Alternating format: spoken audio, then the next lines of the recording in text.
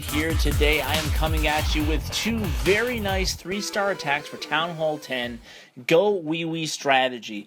Now, a lot of you guys love using witches, so one's kind of a Hocus Pocus raid and one is kind of a more traditional GoWiWi. We'll start with a more traditional raid first. You can see it's by Chitlins, and it is in a non-clan war situation. Now, Chitlins is up around 4,600 cups.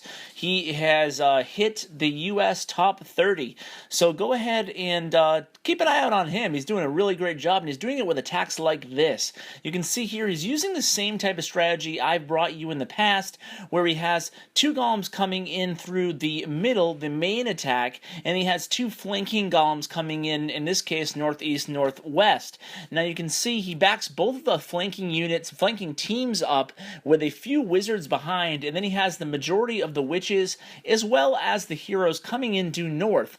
Now you will want to note the bang for the buck that Chitlins gets on this free spell. You can see basically the Archer King and that Inferno Tower, that Northern Inferno Tower, are really a non-factor in this raid because he's able to get a lot of bang for his buck on that free spell. Now that's basically why he won this attack. I mean, that and the fact that he was able to funnel his troops perfectly into the middle just how he wanted them to. Now you will notice that he used that Barbarian Iron Fist ability as soon as he got to the point where he was going to engage that second multi-Inferno Tower. Now what that does is obviously spawns all those barbarians, creating more targets for those multi-beams to lock onto.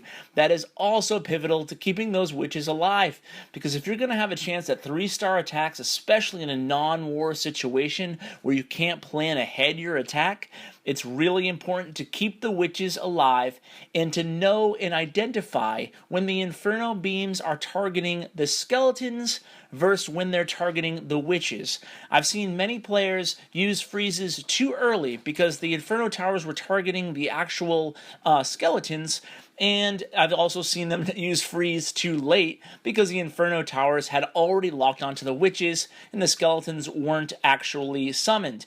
Now, one thing to keep in mind, which you'll see even better in the second replay, where you're using more of a mass witch strategy, is the idea of keeping witches under rage doesn't necessarily need to be frozen on the Inferno Towers because they summon skeletons so quickly that oftentimes that's enough to keep up with the multi-beams of the Inferno Tower. So let's go ahead and look at this replay. It's against Medium Raw, but I'm recording on an Android device, so you can't read his name. So it is Medium Raw, and the attack is by Nerazuri, from Austrian Terror. Very nice clan war with Austrian Terror. They got the better of us, but they were very friendly. They came over and visited afterwards. So shout out to them. But you can see this attack now.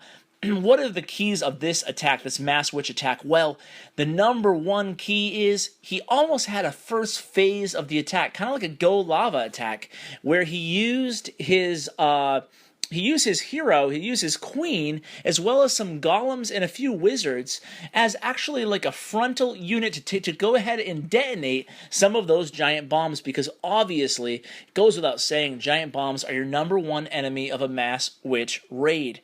If you can take care of the giant bombs, if you can get by them, then you can have a great shot at a 3-star bid, and this is just that. Now, this is exactly what I was talking about a moment ago, where if you go ahead and use those rage spells against the Inferno Towers with the witches, you don't have to go ahead and freeze them. Obviously, if you're going into 2 Inferno Towers, all bets are off, but keep an eye on the witches. Go ahead and rewind this replay. Keep an eye on how the Inferno Towers target the witches versus the skeletons. Really important to notate when to use the freeze, when to use the rage, and kind of differ between the two. So basically, if you're going to use GoWiWi, if you're going to try for 3 stars, make sure you bring the right spells, use them at the right time, and make sure you deploy frontal units, especially in mass witch attacks, to go ahead and take out those giant bombs. So guys, I hope you enjoyed these 2 3-star attacks. If you run into any bases like these, why don't you try them for yourselves? Guys, please tell your clanmates about me, and always take care. I will talk to you tomorrow, guys.